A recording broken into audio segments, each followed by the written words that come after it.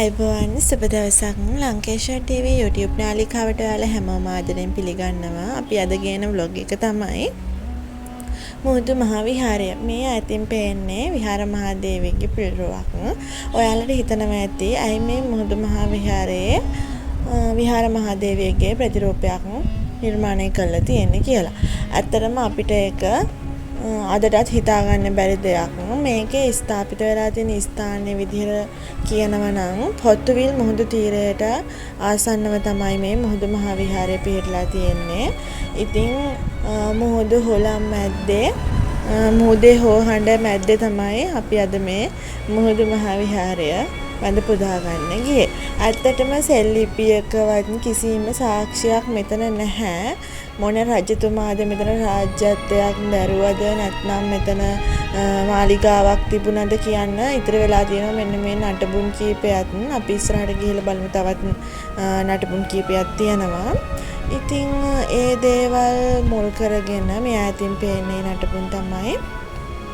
ඉතින් ඒ දේවල් මුල් කරගෙන මේ ස්ථානයේ විහාරස්ථානයක් විදිහට ගොඩ නැගිලා තියෙනවා. ඇත්තටම මෙතන ඓතිහාසිකත්වයෙන් සම්පූර්ණ වෙච්ච විහාරස්ථානයක් තමයි දැනට නම් නිර්මාණය වෙලා තියෙන්නේ. ගලින් නිමවන ලද බුද්ධ ප්‍රතිමා වහන්සේ නමක් සහ දේව ප්‍රතිමා දෙකක් බුද්ධ ප්‍රතිමාවට මුහුණලා තියෙනවා. ඉතින් අපිට හිතා ගන්න බෑ මේ ස්ථානයේ ඇත්තටම රජකම් කරේ කවුද කියලා. ඒ වුණාට මෙතන සඳහන් වෙන එක සඳහනක් තියෙනවා. විහාර මහා දේවිය ගොඩ බැස්සේ මුහුදු මහා විහාරයෙන් කියලා. ඒ වුණාට අපි හැමෝම අහලා තියෙන දේ තමයි විහාර මහා දේවිය ගොඩ බැස්සේ කිරින්දෙන් කියලා. එතකොට කිරින්දෙන් ගොඩ බැහැපෝ විහාර මහා දේවිය කාවන්තිස්ස රජතුමා සමග ජීවත් වුණේ පොතුවිල් ප්‍රදේශයේද එහෙම නැත්නම් ලාහුගල ප්‍රදේශයේද කියන එක තමයි අපට තාමත් හිතා ගන්න බැරි වෙලා තියෙන අභිරහස. ඉතින් මෙතන තියෙන ගොඩාක් සාක්ෂි නම් තියෙන්නේ මාලිගාවකට උරුමකම් කියන සාක්ෂි නෙවෙයි විහාරස්ථානයකට උරුමකම් කියන සාක්ෂි.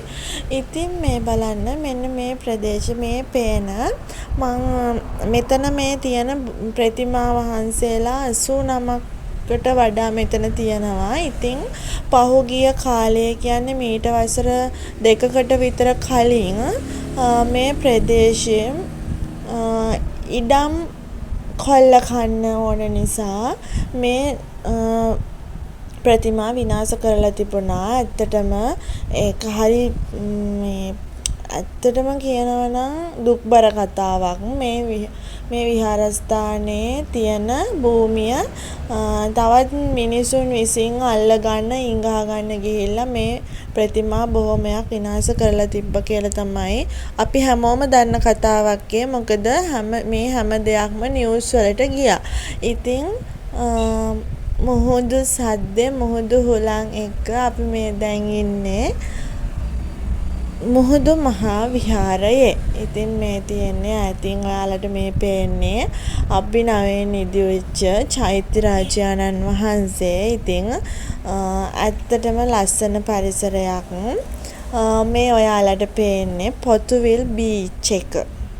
ඕන කෙනෙක්ට එන්න පුළුවන්. හැබැයි මේ පේන හරියෙන් නම් මුහුද ගොඩක් සැරයි. මේ හරියෙන් නාන්නේ නැහැ. මේ පේන කොටසෙන් වෙන්නේ මාදැල් අදින එකලු. ඇත්තටම ඔයාලත් ඇවිල්ලා බලන්න මුහුදු මහා විහාරය වැඳ පුදා ගන්න. ඉතින් අපි මේ සමුගෙන යන්න තමයි හදන්නේ. අපි ඔයාලට ඉතුරු දෙනවා ප්‍රශ්නයක්. ඇත්තටම විහාර මහා දේවිය ගොඩ බැස්සේ කිරින්දෙන්ද එහෙමත් නැත්නම් පොතුවිල් වලින්ද? එහෙනම් අදට අපේ vlog එක අවසන් කරනවා.